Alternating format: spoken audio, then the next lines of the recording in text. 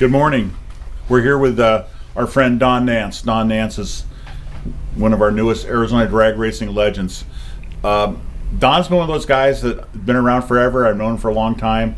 Drag racer fan, drag racing participant. But a lot of people know Don and remember his beautiful bride Paula.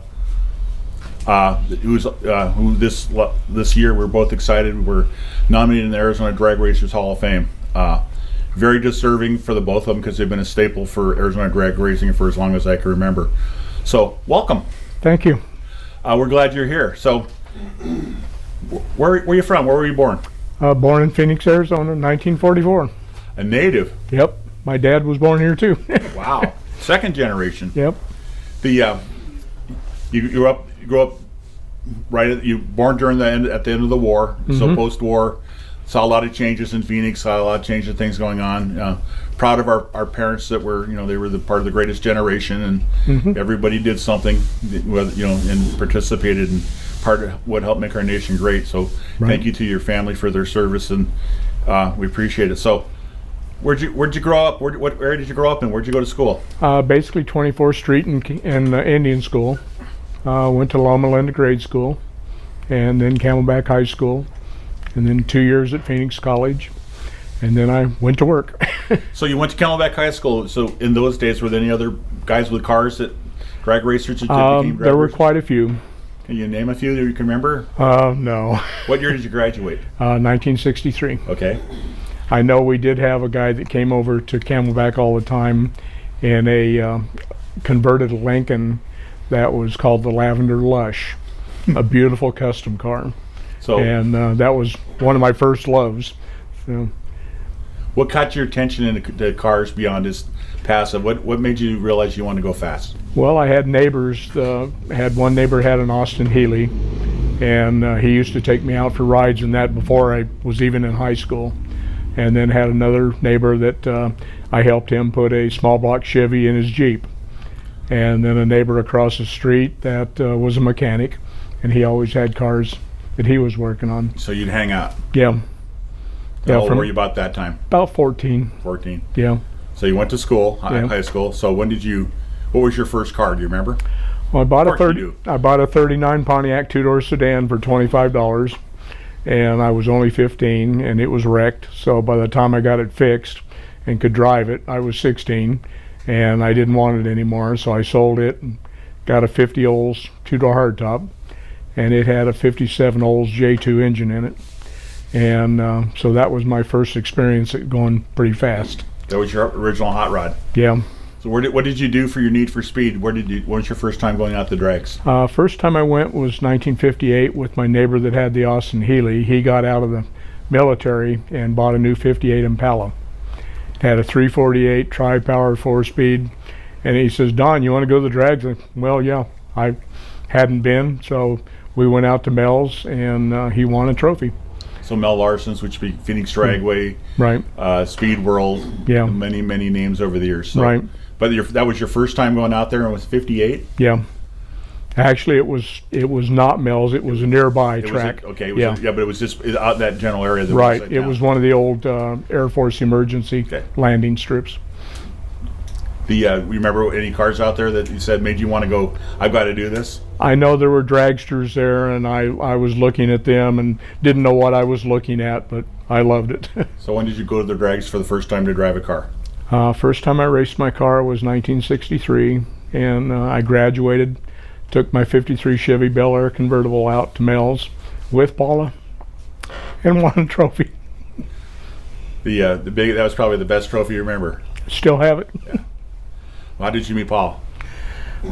She was a freshman in high school, and she went to the Christmas dance, which I was a junior. I never went to dances, and I was there, and she was with a girl that I knew, and she came over and says, "You need to ask that little blonde to dance." And I didn't know how to dance, so anyway, I asked her, we danced, and then I lost her in the crowd. So we went and cruised Central. Then about 3 months later, we were cruising high school at lunchtime, and we were driving by the tennis courts, and a tennis ball bounced off the hood of my car. and it was Paula's tennis ball. What road was that? Highland or something like that? Or Yeah. The back. Yeah. I remember. Yeah. Anyway, the tennis ball bounced off the hood of my car, and here I see this little blonde standing over there apologizing for hitting my car. And then you didn't lose her after that. Didn't lose her after that for 60 years. What a great story. So you went to Mel Larson's for the first time out. So how did your interest in racing progress? Tell me about what was your Well, in cars? '63 when I won the trophy, I saw Dennis Casera out there racing, and he had a Falcon 6-cylinder, and I says, I can do that. So in '68 I built my first Falcon, and actually Dennis helped me some. He sold me his 4-speed, and built that and had quite a bit of success with it. And finally in '74 I had a clutch explosion, and that ended that car. Hit the guardrail on the left side of Beeline, and then went on down and hit the fence. So it tore the car up pretty good, but not just. It was destroyed. Yeah, the clutch, no scatter shield of any kind for that car, and it basically cut it in half. Had no steering, no brakes. The frame where it attached to the unibody was blown away. So you dusted yourself off. Yeah. Said, what am I going to do now? Well, I went out to Mel's the next weekend and was talking to Mel, and he says, I need a starter. And so for a year I worked as starter, and that was a lot of fun. And I never had stood between two race cars at once and watched them go down the track. And then after about a year, one day Mel comes out to the starting line and says, Don, I need you in the tower. So I went up in the tower and I said, what am I doing? He says, you're the announcer now. They had a disc jockey that normally did the announcing, and he didn't show up. So I became the announcer, and that was 3 or 4 years of that, and got to be good friends with Mel and Marilyn. And then I eventually built my Torino that was my tow car, converted that into a race car, and I raced that for a few years. I was going to convert it over to super gas, but I decided it weighed 14 tons, so I better not do that. So I ended up in 86. I'm sorry. I built the Falcon, or the Mustang. I'm sorry. That's okay. A lot of cars, but they're all Fords. Yeah. You've been by the Ford bug all of a sudden. My '53 Chevy I loved, and I'd love to have it back, but always had good luck with my Fords. So you're a Ford guy. You became addicted to it, the blue oval. Yeah. So just tell us about the Mustang. Mustang 2 I bought from, it was a chassis and body from Nerez. Robert Nerez. And he had built it over a period of time for a guy that bought the car originally from Sanderson Ford. And it was a complete Mustang 2 Cobra at the time. And the guy kept wanting to go faster, so he kept converting it and having chassis work done. And Robert put the front end on it, and then he put the back end in it, and then he tied everything together. And bought all the fiberglass parts from Robert. And he actually had a fire in his shop, which burnt the hatchback. And so I ended up getting the hatchback late. But built that into a car and had a lot of success with it. Had a lot of fun. Never went real fast. Went low 11s with it. Then 1998, 99. I'm sorry. I came home one day, didn't want to work on it anymore, and sold it to my son Daryl. And then it still lives on. He still has it. He's now running 930s with it, a lot faster than I ever went, and he's having good success with it. You continued all that time to you and your bride continued to go to support him at the races. Always, yeah. Always were there. Yeah. So Daryl? Let's talk about him for a little bit. Okay. He's definitely took the family passion and moved forward with it, and has had some success with the car. He has, yeah. But you've decided ultimately some of the sad news that all our Arizona people is we're losing a native and his family are all moving here. We got Don here in time before they're making the move to Tennessee. Going to learn how to sing Rocky Top in his sleep and, Right. and enjoy all that. But they're taking the race car with them. And Yeah. have you been in any tracks is the Nashville area you're moving to? Well, yeah, we're moving to White House, Okay. which is northeast of Nashville, and I haven't been there. Daryl's been over and looking at the house we're buying, and we did a few months ago. We went there on vacation, and went to Bristol, and that was a beautiful track. We loved it. While we're there, we find out that you drive a few miles in any direction, and there's a drag strip. And of course, knowing when we left that Wildhorse Pass was closing, and no one that we know of is building a new track. I know people are working on it, and anyway, that's where we're at. I'm going to move here in a few weeks. So the Nashville area, I'm familiar with it. I worked for Holly for a while, and I'd fly into Nashville and drive up 65 up to Bowling Green, but I know there's quite a few small drag strips and small drag strips and a lot of fun places. And even though it looks like on a map it can't be that far away, Bristol's there, but it's a little bit of a tow. Yeah. It's deceiving how long Tennessee is. Yeah. So, you and Paula, what else did you like to do? What was your other fit? We were into bowling, and we both loved Indian jewelry, Native American things you hang on the wall, stuff like that. We actually had these rings made for our 40th wedding anniversary by a native couple from Chenli, and that was an interesting story. We asked them if they could do it, and they says, well, we don't know anything about your marriage. And so they had to go ask the chief of their tribe if they could do it. And he says, well, how long have you known them? We had known them for 4 or 5 years then. And he says, if you feel their marriage is solid, you make the rings for them. Wow. They made the rings, and he blessed them. And unfortunately, Paula passed away. That's her ring. We lost Paula, but she lives on. So yeah. So when the great story for the people who weren't there and don't know about it, Don deservedly so was inducted into the Drag Racing Hall of Fame, and had a great celebration, a great ceremony. But what he didn't know, was kept a secret from him, and when Bill Goosey got up to announce him, he wears 2 trophies in his hand. Yes. And what he didn't know is, at the same time, because Paul had been there every step of the way with him through all his racing, she was also named in the Arizona Drag Racing Hall of Fame. Yes. And rightfully so. And that's a great story. You got me crying, so stop. Okay? I'm sorry.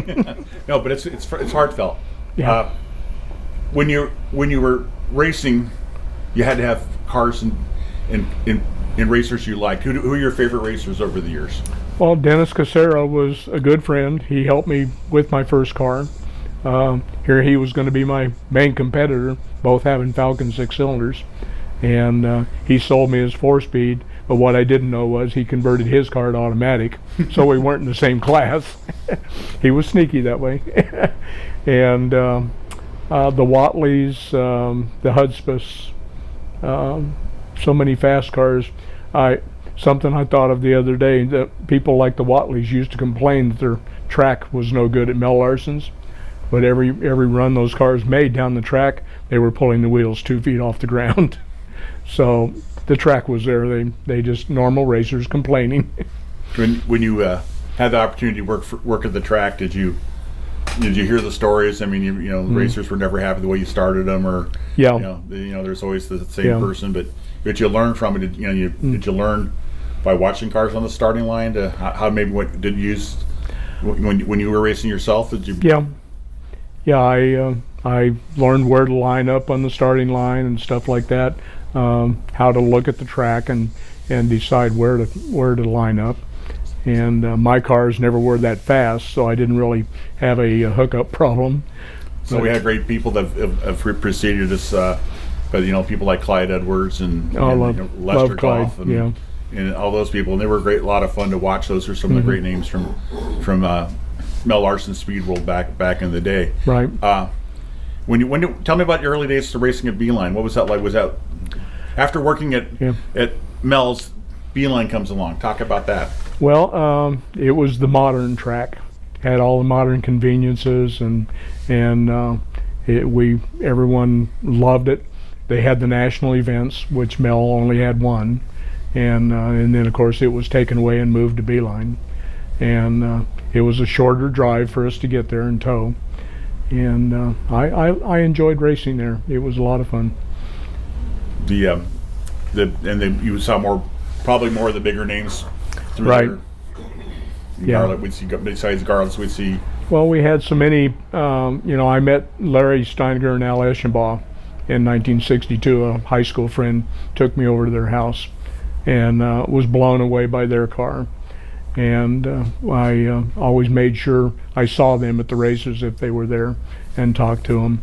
And they were the typical drag racer back then. They were friendly with you no matter who you were, and you could walk up and say, "Hi, Larry," and he remembered your name, or Al, and it was like you were with your brothers and sisters. Both great people in the Drag Racing Hall of Fame. Yes. If you could do anything over again in drag racing, would you done anything different, or are you happy the way everything turned out? I'm happy with everything.